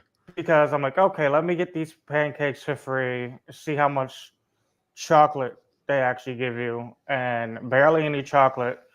And they say, oh, it's real chocolate made. That was artificial as fuck. I just thought of another idea for you, right? You said you don't drive, but you could deliver on a bike. Do you drive a bicycle at all? Do you know how to ride a bike? Yeah, I just need to put air in my tires. The only reason why I don't bike much around here is they're fickle about their biking on the sidewalk things. Like they'll see some kids doing it and they will mess with them, and then they'll see someone else doing it that they like down here and they'll just let them get away. Because the cops down here in Monroe counties and other counties, like out back when I was in Monroe County, up north, cops up in Monroe County were cops down here in a different county near Monroe County are like and then I'm like, I moved 30 minutes away from Monroe County down here, and I'm just sitting here. I'm like, these cops are even more strict in Southern Illinois. I'm used to the Chicago PD. Like, what are you doing out at 2 a.m.? I'm like, yeah, officer, go fuck yourself. I'm out here walking. Chiefs fan, enjoy the rest of your day off. I'm glad that the rain, basically, you're like Newman and Seinfeld. You don't work during the rain. I mean, I would love to work in the rain. I'm like, I basically told my boss, I don't give a damn as long as it's not hailing and lightning. I told him I would mow in a blizzard just to get that paper. Really? Yeah. Because I used to, like, before you let me go, back when the buses weren't running and it was like negative 15-degree weather and their grocery stores were open only a few hours a day, me and my friends would walk over there and carry groceries back. And we're walking in there bundled up like we're in Antarctica, walking home with snow all the way up to here. And we're just walking on the sidewalk. Gotcha. I have another question for you. I just thought of. So you like gas station pizza. What about gas station sushi? No. I'm going to be honest with you. There's no sushi with me. Even if it's cooked, I just don't like it. Like, I don't see how they could do this. Like, well, correct me if I'm wrong. If it was cooked, wouldn't it not be sushi anymore? Because sushi's got certain American sushis are cooked. The only reason why I know this is because my friend's really big into eating raw salmon. Gotcha. And I'm like, you're gonna get sick one of these damn days. And don't come calling to me. I'm like salmon have a lot of diseases if you don't cook it right. We'll keep that in mind. The only reason why I know about all that fishing stuff is I used to, you know that show where they go out and do that crab hunting up in Alaska? Greatest Catch or something like that. The only reason why I know about that much is they would also have boats out there getting salmon. And growing up, I watched a lot of those fishing episodes because I'm like, yeah, I want to be out on the ocean one day. Went out in the ocean one day. I'm like, oh, hell no. 15 years old, thinking this is going to be nice. Storm hits. I'm getting the fuck out. Well, Chiefs fan, thank you for your time today. This was an excellent call from you. No problem. The great Chiefs fan. Love it. Absolutely love it. Tremendous. John writes in, this is why I'm a member, to hear Chiefs fans Denny's order. Also Thursday morning content. We have Chiefs fan. You're not finding Chiefs fan on any other show, folks. I mean, come on now. VR writes in, Jake laughing uncontrollably, priceless. It is sometimes hard to keep it together and ask the questions that need to be asked. All right, I have more questions that need to be asked. The Jets are on the field. We head back to Nate, who's at One Jets Drive. Hello, Nate. I was just gonna, you said mute me for background noise. I'll just keep my camera up. They just started the stretches and all the stuff we see every day. Rodgers is out there. Where's the energy? There's no crowd noise right now. You guys got to get people pumped. Look, everybody's recording, bro. Nobody's fired up. We're taking notes on how to stretch. Where's Salah? Find the coach. Let me talk to him. I don't see Salah. No. Like I said, keep Joe. Get rid of Salah. No, I'm kidding. What about Hackett? Where's Nate? No, the only one I've seen is the D-line coach. White Cotton keeps walking by here. Yeah. As if, like, this is an area he's going to work out in later. Have any of the Garrett in the 5? Garrett's the closest one to us right there, number 5. We actually can't see. No, you can't see as well as I can. Rodgers is like right in front of me. It's like Rodgers and Garrett. Rodgers in the red right there. Yeah, they look like dots to us, but it's cool that you're there. We're experiencing. I'll try to get closer next time. Yeah. Cheers. No, it's all right. We just need the play-by-play of what's happening after things happen. They're doing arm stretches. There's arm circles, big circles, little circles, forward circles, backward circles. That's good. All the good stuff. When they come over, they'll probably say hello to some of the season ticket holders over there. Yeah. If you want, I'll just hang out in the background, and whenever you see something cool, you could just bring me up out. All right, we'll see how much longer the show's going, but we'll come back to you, Nate. Keep going. Keep doing your thing. Yep. Cheers. All right. Say hi to everyone for us out there. Will do. I'll tell them Jake Asman said hello. Yep. Tell them to like and subscribe as well. Like and subscribe. Absolutely. Yep. All right. Thanks, Nate. Ladies and gentlemen, the great Nate, parentheses Nate, checking in. Okay. Comments, questions, super chats. Alan writes in, lying crap of crap. Alan, what's it like to be put in a body bag by Bobby Midnight? What's that like? Bobby's a tool. I don't give two shits about him. I feel bad for your wife. So blow it at your ass. I hope your wife breaks your hand. Bobby's a moron, okay? That's fine. You're a hot bag of air. We can't stand your voice. It gives me a freaking headache. Imagine being married to that thing and he's a lying crap of crap. Body bagged. More calls right now. Ladies and gentlemen, the offensive coordinator for the New York Jets, Edward Ziff, joins us. Hello, Edward. Cooked sushi. It doesn't get any better than that. I like what you said. I'm sitting there going, if it's cooked, it's not sushi. And then 2 seconds later, you said, if it's cooked, it's not sushi. I'm like fucking dying over here. I know you can see all the people backstage. You must have seen a bunch of reactions, and you must have cracked you up because I was dying here. Jesus. I'll lift the curtain a little bit. A lot of times I'll keep going with some of these calls. If I see the people backstage on hold laughing, then I know it's still working. You know, I know when to get away from a call. The people backstage are over it. It's like, all right, time to move on. But when I see people like you, like hysterically laughing, I'm like, well, we'll keep it going a little while longer. Oh, that was definitely good entertainment content, man. It was funny as shit. But I mean, it was kind of funny because today on my way to this work site, I stopped off at this one bagel shop out here in West Bumfuck, Egypt, down in Dummy Junction where I live in North Carolina. And they actually had a sandwich, Taylor ham. They actually, it's a little bagel deli. It's got all boar's head stuff. I think it's called Big Steve's. It's somewhere near Angier on Highway 210 off of Interstate 40. Just a little shout out to them. But yeah, so I actually had a Jersey sandwich, scrambled egg, and Taylor ham on a Kaiser roll with a little. That's tremendous. Edward, I'm going to let you go because your internet was a little choppy there, but I'm thrilled that you had some Taylor ham today. That's what it's all about. The big fella is up next. What's up, big fella? Hey, what's up, Jake? You know how hard it is to follow all these legends on your show, bro? I mean, look. Any idea? There's something special about cooked sushi, let me tell you. Oh, Jesus Christ. I went to IHOP the other day. It was freaking awful. So, really?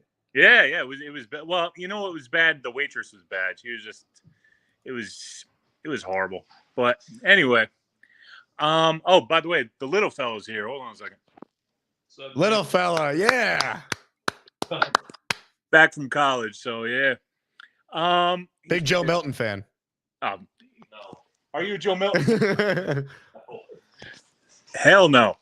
Now, I still don't understand how Keith was saying how we're like a 9 or 10 win team when you know the Bills have regressed, Miami's regressed. You know, Watson, he was injured last year. It's just about Rodgers' health. That's why people aren't fully buying in. And it's just because they have the stigma of being the Jets. I think roster-wise, they're better than a 9 or a 10 win team. It's just a question of, one, how many games is Aaron playing? And is he still a top 12 quarterback in the league? And if you think the answer is yes to him being that level of player, and you think he plays 14 or 15 games, I think they could win 10 or 11 games. Yeah, but I mean, if you look at other teams too, I mean, Watson was out last year. Burrow. Two is a concussion waiting to happen. Burrow was out. Lamar's got injury histories too. It's a year-to-year league, man. You never know. Health is the biggest thing. Yeah, I mean, I don't know. I just see it like as I don't know. I took it as disrespect. I shouldn't take it as that, but I'm a Jet fan, so we got to take everything with this as disrespect. So, but other than that, just want to say great show and wanted to introduce you to the little fella, and go Jets. That's it. Big fella. Thank you for the time. Well done. Ladies and gentlemen, hit the like button. All right. Only 212 likes. We could do better. Where else are you going to find out Chiefs fans? Denny's order. Dre's up next. Hello, Dre. What's up, my guy? All my brothers. I'm from Patreon and from the backstage, all the meetups. Love y'all. There's some ridiculousness happening with Cook Sushi, and so I get what I got immediately what he was saying about the Cook Sushi, because there's some sushi that they'll fry shrimp, and then after it's fried and breaded and everything like that, then they'll roll it up in the roll, and then they'll cut it up so that the end rolls will have like this 4-foot a whole shrimp tail coming out, and it's like, okay, wait, I just want to eat this little piece. But yes, cooked sushi is not sushi. The whole point of it is to enjoy raw fish, and if you don't, then it's just sushi style. It's shaped like sushi. There's a restaurant that I wanted to tell you about. Is he thinking of tempura? Dylan wrote it's called tempura, like a shrimp tempura, or like yeah, you could get like a shrimp tempura roll, but that's not sushi. That's not sushi. Well, they'll make it in a sushi roll, so you can still get it in a roll, either with rice or with the seaweed wrap if you want on it. I actually had some sushi last night, so I was like, oh, look, the fried sushi, and I'm like, I'll grab it by the end and I'll swing it around. I'm like, okay, I'll feed that to the cats. Hey, stand by, Trey. We got an important update from Florham Park. We're going back to Nate for a moment. Nate, what's the latest? All right, things are happening. I was just on the things are happening. They're Rodgers and Salah's right. I feel like you can't see Salah. He's the closest guy in the black shirt. Yeah, they look like dots to us. Aaron's in the red right there. We can see them running. Yeah, they're like 20 feet from us. Like Malachi Corley's 19. Or I'm sorry, 7. Yep. We're just Brownlee. I'm trying to see if I can zoom in if there's an option. Oh yeah. Hold on. Okay, the zoom. He's gone. Well, we'll go back to Dre in the meantime. Dre, finish your point on a gas station sushi. Go ahead. Yeah. So yes, point it. Stay away from gas station sushi. Stay away from supermarket sushi. Okay, if it's not an actual sushi restaurant, don't have it. You probably shouldn't be eating it anyway. And gas station Cuban sandwiches are right up there with gas station pizza. It's just something that shouldn't be done. Stay away. Stay far, far away. But actually, I do want to say that's awesome that the Jets do that with the season ticket holders. And correct me if I'm wrong, isn't JJ this positive Jets fan that he always wants the best for us? So then why is he not at the since he's a season ticket holder, why is he not giving us the updates and being there? Because he's a real Jets fan. He's a Jets fan that's so negative that he's gone past the point of being so negative. He actually thinks he's being positive with his negativity. So the negativity is so great that everybody else who's negative is forced to be positive. So it changes the whole karma of the team. That's where JJ's head is at. I don't know where his head is at, Trey. I just know that he likes to troll. And then he tries to be like, why does everyone say I'm so negative? Ugh. Ladies and gentlemen, Nate's back with us. Nate, go landscape. Sideways? Yeah, your phone should hopefully flip. Yeah, I have it locked, so I've got to give it a sec. Yeah, give us an unlock here, then we can watch players run. There we go. There you go. You zoomed in a little bit. I can see Garrett Wilson now. I zoomed in. Yeah. It looks like he's talking to Salah. Am I right? It looks like Salah next to him. Yeah. That's Salah. Yeah. All right. They got to update the I was logo mostly talking to right there. the receivers and quarterbacks. Nice. He keeps talking to Garrett and Gibson and the receivers. See, Salah's involved with the offense. This is proof. There you go. Look at breaking news. all over, Courtesy of all season over the ticket holder offense. Nate. All right, Nate. We'll check back in with you. Keep up the good work. Yeah, we'll be here. Cheers. This is enthralling coverage of a football team moving back and forth. The great Nate, parentheses Nate, giving us the breakdown. Let's go to Gabriel. He's up next. What's up, Gabriel? Good. Hello, Gabriel. Hi. How old are you, Gabriel? 8. 8 years old. Yeah. Nice. Are you a Jets fan? Yeah. Are the Jets going to win the Super Bowl this year? Probably, yeah. All right. That's good enough for me. What does your dad think? I haven't taught him the pessimism of being a Jets fan yet. That's good. And by the way, I've had cooked sushi. You just make a roll and you drop it in tempura, but it makes just as much sense as boneless wings. There's no such thing. There's some irony there. Boneless wings is just chicken tenders. Let's be real. Right. I know. It basically makes the same sense. It's all marketing.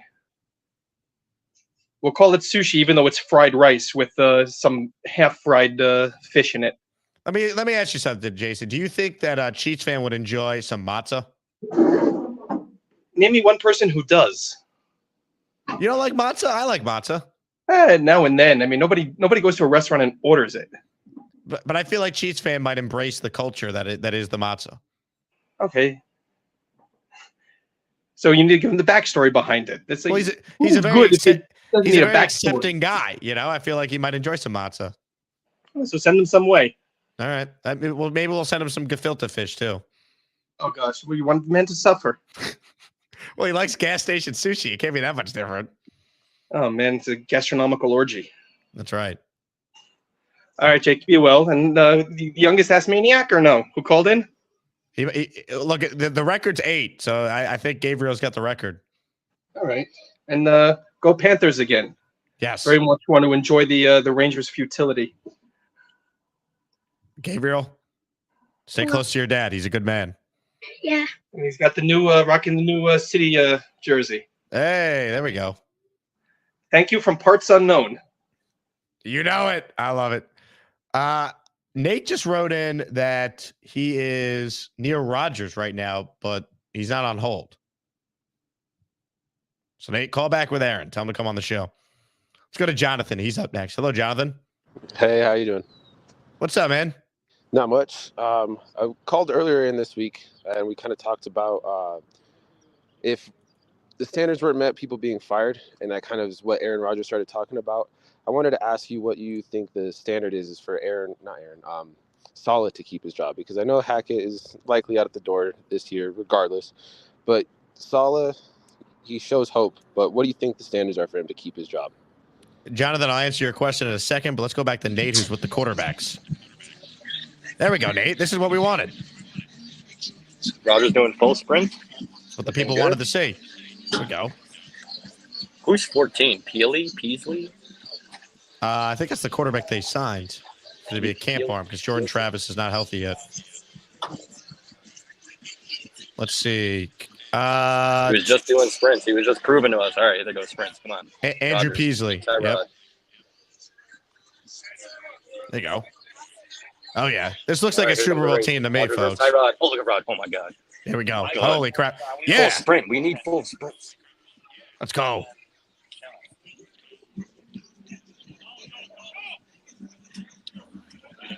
Nate, good stuff. That's what the people wanted. We'll be here. All right, we'll check back in with you. I feel like Francesa, I can't give you exact play-by-play, folks, and then Nate's giving us play-by-play. Now that's content, folks. Super chat from JJ. Dre, WTF are you talking about? You sounded incoherent. You have been eating gas station sushi. No playoffs in 10 plus years. I have a right to be mad. I love it. JJ versus Dre, our next battle. Ring the bell. Ring it. Let me get back to Jonathan's question. Look, I think for Salah to be safe, for sure, he's got to make the playoffs and win a playoff game. I think that's the minimum. I think Douglas could be safe and Salah could be gone if they make the playoffs, say they win the division and they flame out. Then it might be like, well, we got a coaching problem. Let the GM get another shot at it because the roster is clearly good enough. But I think Salah has to make the playoffs or he's gone. And I think truly to be safe no matter what, he's got to win a playoff game. ISU writes in, all gas, no sushi. Amen. Gator says, all gas, no tripod. Pittsburgh Mike says, Rodgers sprinting is the most incredible yet horrifying scene of the show. Tremendous.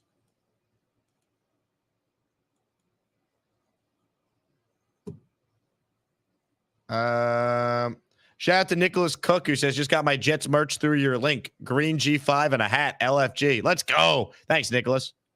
Get your Fanatics gear right down below. Officially licensed New York Jets gear. More calls right now. Joining us is a man who reportedly has smoked 17 cigars, and it's not even noon. Neil, up next. Hello, Neil. What's up, Jake? How are you, Neil? How come you're not at this OTA today? They didn't invite you? Firstly, yeah, I didn't get invited. You know, I guess I'm a new season ticket holder.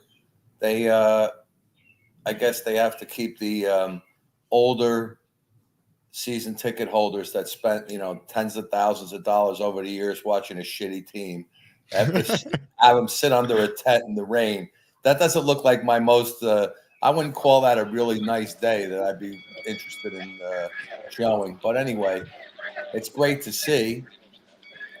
One thing I want to say, you guys are never going to make it on the Food Network. This show is like, when I watched it, if I want to stay on a diet, I'm going to watch this show. With gas station sushi, Denny's, Chipotle, all these different crap.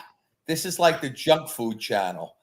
But you wouldn't have gas station sushi like Cheats fan? Yeah, okay. And Dre, he better watch what he eats or he's going to get a third heart attack. First of all, he's the last guy that should be talking about culinary choices. He's eating fried shrimp and he calls it sushi. And, I've seen him eat. He puts it away pretty good. He better get a nice dietitian. I think I'm going to start a FundMe page for Dre's dietitian so he can start to learn to eat right before he gets his third freaking heart attack. Jesus Christ. Chiefs fan, he looks like he's about to drop dead already. How old is he, 21? These guys are unbelievable. It's unbelievable. I don't even feel like I could eat lunch after listening to this. My God. The food, it's disgusting. Matzah on top of everything else. Holy shit. It's unbelievable. I never saw anything like it. Please. I can't wait for the season to start already. It's just crazy what we're talking about here. But anyway, I just wanted to make that note. I thought it was really funny that Irizarry is welcome because it's nice to hear from a non-Jet fan that we're going to be a good team, because we don't hear that enough. We only hear from us, our own chat and our own people here about how good we're going to be. And it's really refreshing to hear an outside perspective to say, Nick Farry is another one. I mean, he's an Eagles fan. So it's, good to hear from those guys on just how good we are. We really don't realize how good we are. I mean, we're not going to know it until we see it in live. And, we have so many goddamn scars that, we're not going to understand what the hell's going on. Wins are going to be like, again, it's going to be a dream season. I'm so excited for it. It can't come soon enough. And, everybody looks like they're having everybody looks very serious at that practice also. I mean, God Almighty, I'd be screaming, "Get over here, Rodgers!" I'd be Yeah. going crazy. Well, that's what I said to Nate. I'm like, "Where's the energy?" There was no cheers or anything. I guess maybe the rain zapped the passion. That's why Everybody looks like they're on their phones or their computers. What the hell? They drove 2 hours to sit in the rain and do what? I mean, last year, you remember last year? I mean, they were yelling for. Hey, Nate, let Neil talk to the head coach. We got to fire up the Come on. fans. Let's get it going here. Me and Lowski do a chant. Tell Nate when he gets What's up, Neil? Big fan. No, the fans are being very respectful to the players, though. A couple times they tried to yell DJ Reed or something, and I'll just kind of give them a glance. I think there will be a time where they come over, but everyone's just like intently watching, and there's only about probably less than 100 people here. Season ticket holders, total. we should yell whatever we want to yell. Okay, I About 100 people, bro. want Salah explaining to me what the playbook looks like if I'm over there. I don't want to sit there and watch from a distance and be got respectful. was it the defensive backs coach? I forgot his name right here. But the one thing the guy next to me noticed, Sauce Gardner's not out here. It's DJ Reed, and they're all in positionals now. You got DJ Reed and Michael Carter. You got Brent Boyer ripping everyone in special teams, forcing them all out. I don't see Sauce yet. I don't think it's a concern. It just that's the one player who I haven't seen out here yet. Well, it's voluntary too. So if he had something that came up today, he doesn't need to be there. Yeah, true. He might be on Twitch. Wow. All right, Nate. Well, keep us updated. It really looks. There you go. There you go. This is what we need right Who's there. Is that that? Michael Carter? That's Carter. Michael Carter. Michael Carter and DJ Reed are working out right here. There we go. D-backs coach. That's beautiful. All right, Nate. We'll come back to you because joining us right now is a man who needs no introduction. The king is on the line. King Lowski. Jake, my brother. Jake, my brother. Neil, my brother. There we are. There's the king. Neil came in here on fire, baby. Listen, King. When we have the real fans allowed to come to the practices, we're gonna pull up me, you, and a couple of real animals. And we're gonna get out of the sprinter. We're gonna start screaming. And Yes, then sir. we'll get these players over there, and we'll say, "Get over here right now. Get on start signing my jersey." I put my back there, Sharpie. Sign my jersey right now. Every one of you guys, including you, Salah. Get over here and sign me and Lowski's jersey. This is how you go to practice. I'm going to go over to practice and sit there and look at my phone. I can do that at home. Let's go. Yeah. Let's go, baby. Let's go, man. I don't give a damn about no rain out there. Y'all goddamn show some passion out there. Show some motivation. The players looking good. Hey, we not being disrespectful by yelling at the play. We showing passion. We showing that we care, damn it. We care. Show something out there, baby. You damn right I'll be out there. All of them. And then you sitting out there, you drive 2 hours away. You sit out there in the rain and you don't have no energy out there. You got me messed up. What do you want to jack up the season ticket holder prices before the season and all that? You damn right I'm gonna make some damn let's go, baby. Run them down, run them dry, baby. Let's go. Run that down. Let's go. Let's go.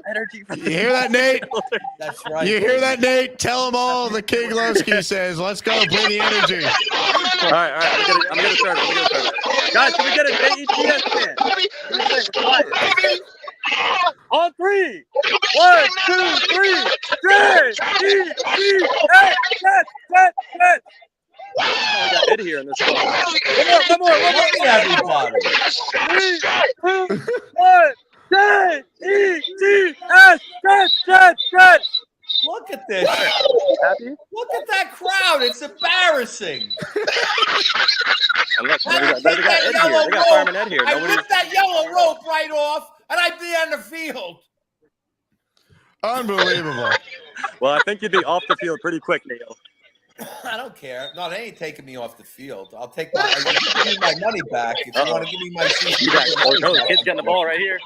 There you go. Hey, there we go. Yay! There we go, baby.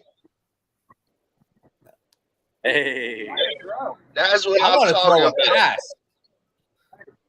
I want Lowski someone on tell Neil Garrett not a Wilson drop of out rain. in the Not flat. one I'm gonna drop of throw a rain, even pass from an right air at conditioner. Lowski and have him intercepted.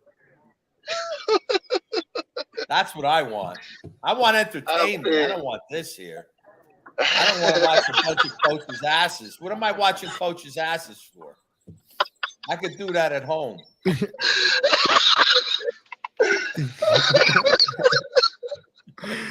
You two, well done. You brought the energy to a fan base at one Jets. Let's go, baby. Ladies and gentlemen, King Lowski and Neil together, firing up a fan base that apparently needs it at One Jets Tribe. I mean, shout out to Nate for trying to get the chant going. Man. All right. We got more in the Dre and JJ. Both of you need to call in. We got to hash this out. Dre writes in, JJ, the reason I might sound incoherent is because I'm discussing your mindset. Whenever I discuss normal topics, I am quite coherent. Shh. JJ responds, gas station Dre or Dre sushi? Which would you prefer? Dre also says, at Neil, those wings we had post showdown were amazing. I told you the wing spot we went to for dinner that night were excellent. I agree with you, Dre. Unbelievable. Mother effing Chew says Nate being escorted out now. No, Nate's still with us. What do we got, Nate? Everyone's died down again. The two chants, and now it's like death in the bleachers again. There's just no energy. There's no energy. Everybody's filming and watching. There's just like, but there's also, I don't know how many people are invited, but there's got to be less than 100 people here. That's crazy. How did you get invited? Small little bleacher setup. I got an email from my season ticket rep. How long have you been a season ticket holder? Invited me to for this date or. Say it again. How long have you been a season ticket holder? Like, how do they decide who goes? This is my first year. That's my thought. Is that it might be. My friend was saying that like it might just be for first years, and then to all the people that had them for years, they just say, you know, if you, we know you're going to be back. Because yeah, there's not a ton of people here. But like I said, I see Ed and the guys that are usually that have had season tickets. Yeah, less than 100 people here, so it's weird. My guy Kenny is there. Kenny from Staten Island.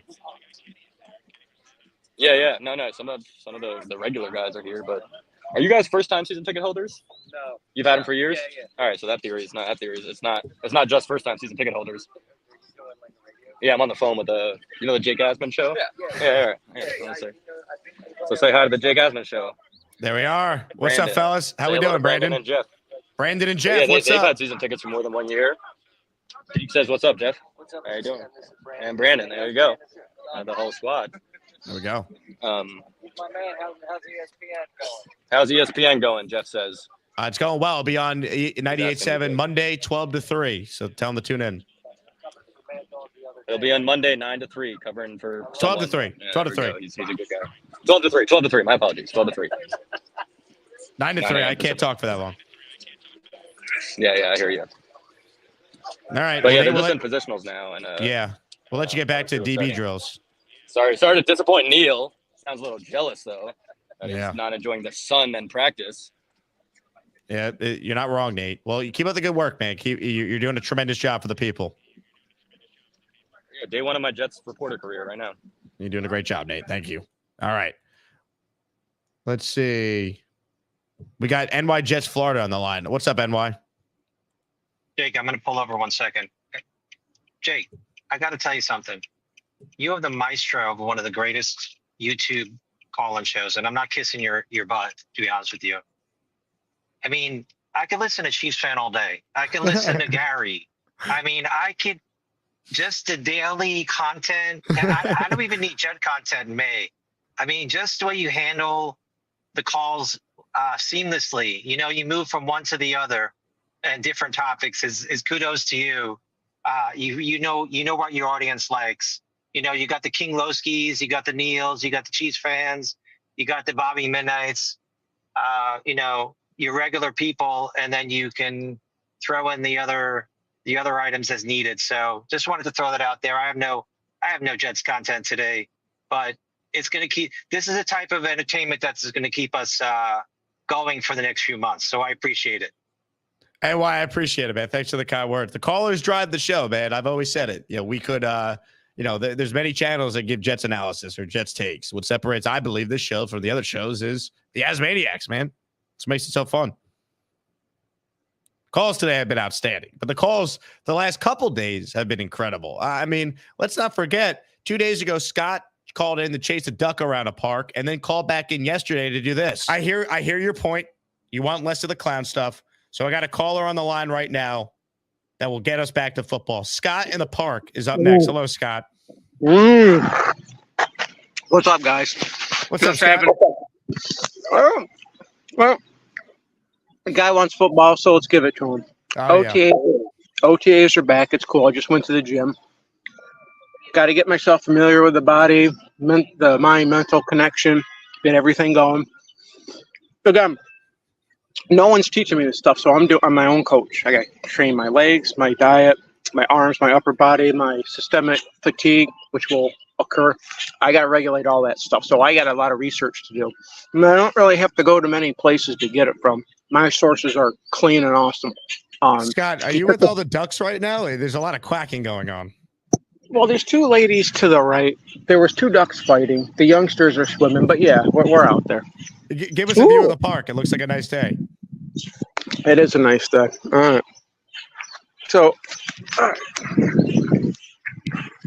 Oh, yeah. There you have. Okay. So there's our youngsters. They're all here. These two ladies are pretty, but should I ask them if they they want to go on YouTube? I don't know. Yeah, I think they're too diaper. All right. I'll ask them. Excuse me, ladies. Excuse me, ladies. I was just wondering. You don't have to if you want to. It's just NFL Jet football talk on YouTube. You want it? It's live. Do you want to go on and just say hello to YouTube? No, thank you. No, thank you. I don't blame you. But no. I think we might have lost Scott. I thought he was going to talk to the ducks, not the people on the bench. I mean, where else do you find in that? The great Scott doing his thing. Hit the like button. Tom writes in, hey, baby, want to go on a Jets YouTube show? I mean, that's all it takes, folks. Ladies and gentlemen, Chef Kevin is pissed. I just sent an email to my Jets rep asking him why he didn't get me tickets to today's practice. I'm a season ticket holder. Guess he dropped the ball. Chef Kevin, not only should they have you at practice today, you should be giving lessons to the Jets in-house chefs in the cafeteria. There's nobody who's more equipped than you. You're the Bobby Flay of this YouTube channel. Motivated T says, lucky she didn't call the cops. Yeah, I was a little worried that might have been Scott's last call from the park.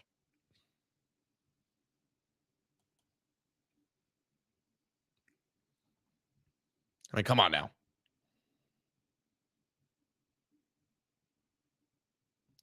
Dano says, it's funny to ask people in public to come on. We can't even get people in the chat to be on. You're not wrong. Jay wants to know, does Chef Kevin do sushi? Chef Kevin, what are your thoughts on gas station sushi? And what are your thoughts on Cheats fans' take that you actually could cook sushi and it's still sushi?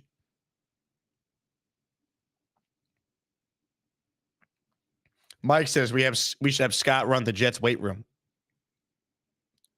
Not a bad idea either. All right. We might be done here.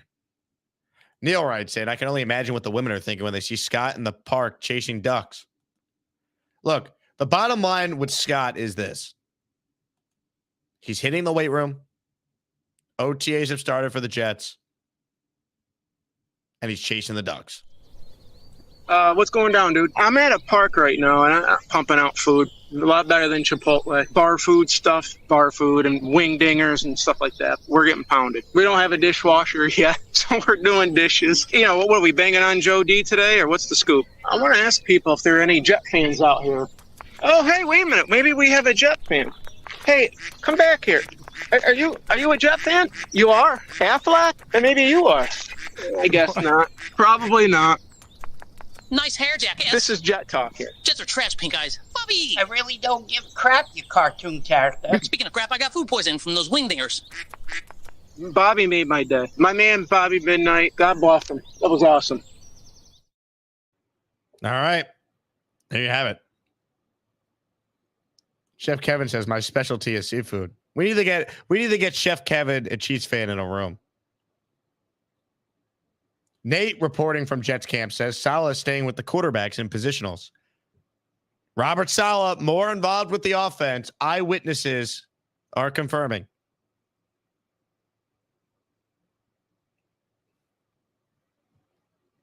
All right. I think we have said it all. RB Gamer, I missed this. Boneless wings are just angry chicken nuggets. Boneless wings are chicken tenders or chicken nuggets. That's all they are.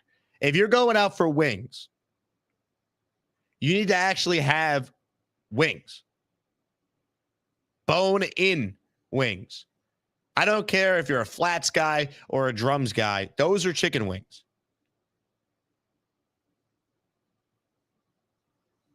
That's the bottom line.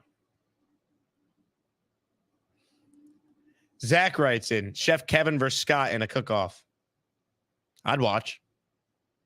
Chef Kevin versus Scott in a cook-off might have more hype surrounding it than Bonesy versus Neil in a shoe sell-off.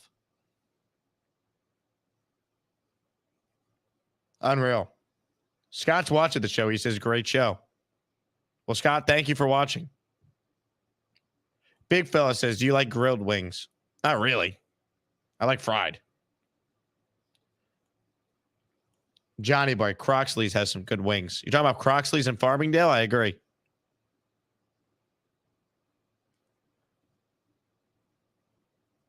Anyway. All right.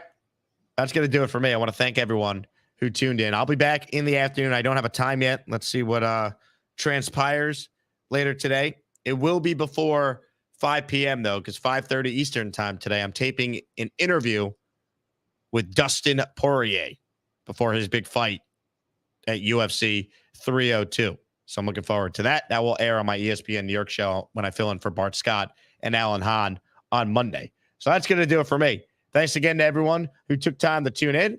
My name is Jake Asman. This has been the Jake Asman Show. Thanks again to Nate for the live updates from One Jets Drive. We'll be back later on. Once again, hit the like button. And if you haven't joined my Patreon yet, please do, because I have info about a Long Island meetup. We're going to have a current Jet that will be making an appearance at this meetup in Hicksville on June 20th. So you'll find out about all the details as I have them, but there's some key ones in there already. Patreon.com/Jake Asman Show. I will talk to you guys soon. JETS, Jets, Jets, Jets. If we don't get Tyrone Smith and shore up this goddamn offensive line, I'm done. This is bullshit. Everybody's praising Joe Douglas. I got to tell you, I'm starting to get pissed. This is the difference between a winner and a goddamn loser. We're a bunch of losers. I'm tired of it. Tyrone Smith's sitting there. What does Joe Douglas say? But draw the line. I will give you $12 million. Wait, you're not going to pay the guy? What are you waiting for? Jesus Christ, I'm pissed.